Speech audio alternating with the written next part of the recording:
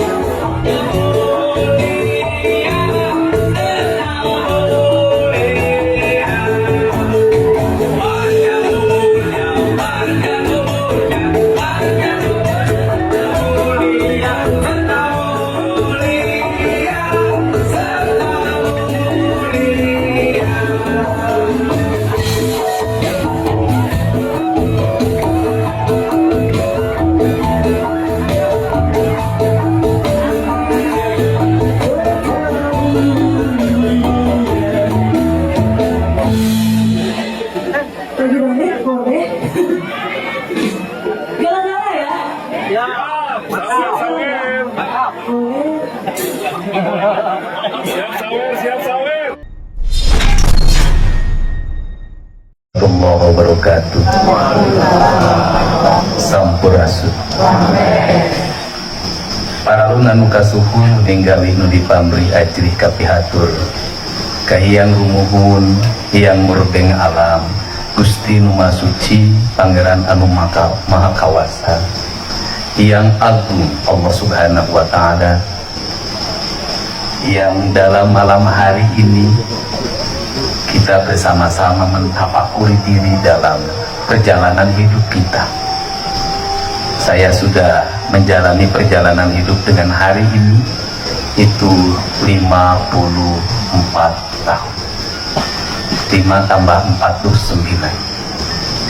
Angka kesempurnaan dalam hidup, angka pencapaian tertinggi dalam hidup. Sebagai orang yang lahir dari keluarga besar, anak ke-9 dari 9 bersaudara. Di sebelah kiri saya ada ibu saya, namanya Mekar Siti, tidak bisa baca tulis, selalu dihinakan. Kalau dalam rumah ibu saya tidak pernah duduk di teras, ruang tamu, karena itu ruangnya bapak. Ngedudukin kursi bapak pun tidak berani. Ibu saya tugasnya hanya di dapur, bergelut dengan sumur. Hanya di dapur, seluruh jidatnya hitam karena terbakar api haum yang dalam setiap waktu harus ngeluh, dan harus dipastikan 9 anaknya tetap makan. Meski beratnya perjalanan hidup karena serba kekurangan, tetapi dalam pikirannya hanya satu, titah bapak, anaknya semua harus sekolah. Orang yang buta huruf itu tidak bisa baca, tidak bisa nulis, tidak bisa ngitung, itu harus mendesain diri dalam sebuah rencana keuangan rumah yang tidak pernah pasti. Maka ibu saya harus ngakalin diri pergi ke warung, tidak boleh anak-anaknya tahu. Karena kalau anaknya tahu, maka seluruh anaknya akan ikut ke warung, maka jumlah hutang akan bertambah. Maka dia kalau pergi ke warung selalu jalan ke kebun muter, walaupun anak-anaknya sudah bisa baca bahwa ibu nggak ada karena pergi ke warung, dan akhirnya anaknya numpuk di situ. Setelahnya anak numpuk di situ, ibu saya tidak jadi belanja, pura-pura tidak jadi belanjanya, barangnya tidak ada, seluruh anaknya.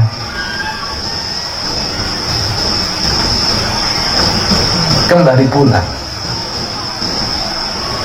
dan ibu saya selalu mengutamakan seluruh anak-anaknya, mengutamakan suaminya, memuliakan, meninggikan derajatnya, walaupun dalam sepanjang hidupnya tidak pernah diberikan apapun.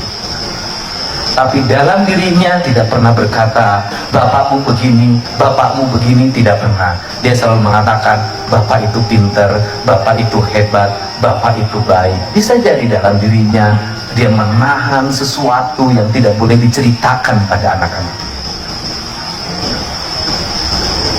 Ibu saya berperan menjadi seorang laki-laki karena suaminya harus dimanjakan. Dia kena racun, berhenti 28 tahun jadi tentara dalam keadaan depresi. Dia harus dimanjakan, pagi-pagi harus baca koran, pagi-pagi harus minum susu, pagi-pagi harus makan roti, tidak boleh kerja keras. Maka ibu saya lah yang mengambil alih tugas itu.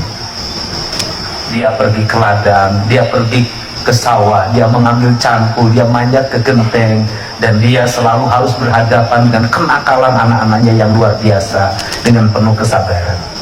Dan ayah saya adalah orang yang sejak umur 7 tahun itu tampil ada di samping ibu saya. Tampil ketika harus menyabit rumput, tampil ketika harus pergi mencari belalang, tampil harus menampingi ibu saya ketika nyari keong, ketika nyari tutut, ketika nyari udang di sawah. Maka saya tampil menjadi ada yang selalu dalam sampingnya tampil ketika berhadapan dengan ular kobra, tampil ketika berhadapan dengan ular-ular yang ganas di areal hutan di mana kami mencari kayu bakar, mencari rumput, dan mencari jamur untuk bekal makan kami. Saya ingin meringankan beban ibu saya dengan mencari kayu bakar dalam setiap waktu. Saya ingin meringankan beban ibu saya dengan saya harus bisa manjat kelapa, saya harus bisa manjat pohon jengjing, saya harus bisa manjat pohon jengkol, saya harus bisa manjat pohon nangka, saya harus bisa melakukan itu semuanya agar ibu saya ringan dalam perjalanannya. Maka badan saya tidak pernah jauh dari dirinya. Tubuh saya selalu dalam dekapannya, hidup saya dalam napasnya. Sehingga ketika ibu saya meninggal, saya membuat grup musik namanya MK9. MK adalah K-nya, saya anak ke-9, dan lagu yang saya perciptakan pertama adalah judulnya Indung, sebagai refleksi dari rasa cinta saya, rasa haru saya, dan rasa hormat saya pada dia. Dan dari MK9 itulah saya berkeliling seluruh daerah di Purwakarta, akhirnya berkeliling seluruh daerah di Provinsi Jawa Barat. Saya sudah berapa ribu anak yang tersadarkan karena lagu Indung itu. Untuk itu saat ini saya mau minta maaf. Saya tidak memposisikan diri gubernur, enggak. Saya memposisikan diri saya aja. Pada siapa? Pada orang Jawa Barat. Semuanya kita ini orang Sunda. Kita ini orang Jawa Barat. Kita ingin tanah kelahiran kita, tanah di mana kita hidup, tanah di mana kita besar, itu memiliki nilai, dihormati. Mari kita cintai, mari kita sayangi, mari kita perlakukan ini tanah Sunda sebagaimana kita menghormati ibu kita. Karena apa? Karena tanah Sunda itu disebutnya Sunana Ambu, bahasa Nusantara Ibu Pertiwi.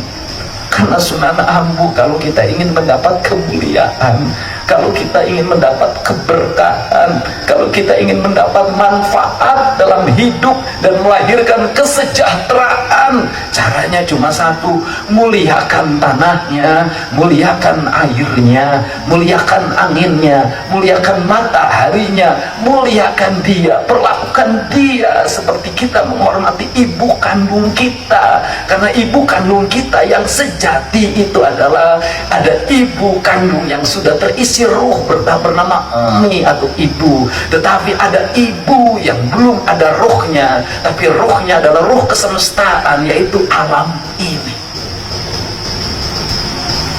Dan saya ini meyakini betul nggak akan makmur ini negara, nggak akan makmur ini rakyat, nggak akan makmur ini Jawa Barat kalau tanahnya tidak dimuliakan, kalau tanahnya disakiti, kalau tanahnya dirusak. Nggak akan pernah. Kenapa? Dia menangis. Kenapa ini terjadi? Jati kasili kujunti leungit ciri ilang cara nu aya ukur bugangna. Naon artina lamun daet hiji lembur geus leungit ruh hirupna, leungit jati kusili kujunti leungit ciri ilang sara nu aya ukur riwah Pak juri. Saya ngomong ilmiah. Kalau kita ingin leluhur kita tetap ada di tanah Sunda ini, maka daerahnya tidak boleh terlalu berubah dengan gaya baru. Dia harus tetap, pohonnya harus ada,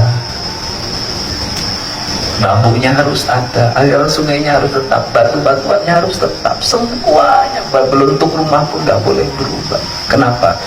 Akhir ini orang ayah mamang tetap di sini. Itu saja, mudah-mudahan hari ini menjadi hari bahagia.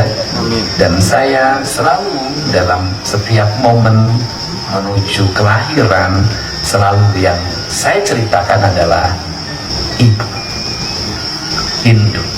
Jadi kalau orang lain kelahiran itu begini caranya, kalau saya enggak. Kelahiran itu berarti adalah ziarah ke ibu saya. Ziarah terindah ke ibu saya itu bukan di saat lebaran, tetapi di saat kelahiran. Itulah ziarah terindah. Karena apa? Karena sesungguhnya peristiwa kelahiran kita mengingatkan kita pada ibu kita. Karena melahirkan ibu kita, maka diri kita harus bisa membawa kebaikan bagi banyak ibu. Maka hari besok saya canangkan sebagai hari Bali Kaindung. Nyaah Kaindung. Bali Kaindung, Nyaah Kaindung ada dua. Satu nyaah pada jenis kelamin perempuan yang sudah tua seperti ibu kita. Yang keduanya adalah mencintai tanah Sunda sebagai ibu kita. Dua hal itu. Dan saya meyakini ketika kita sampai pada itu, sudahlah, tong hariwang, tong honcewan, entong melang, Jawa Barat, Nanjung, di Juritan, Nanjir, di Nukahirupan, Rahayu sapungtung gunung, Raharja saampar jagat, Gemaripah repehra.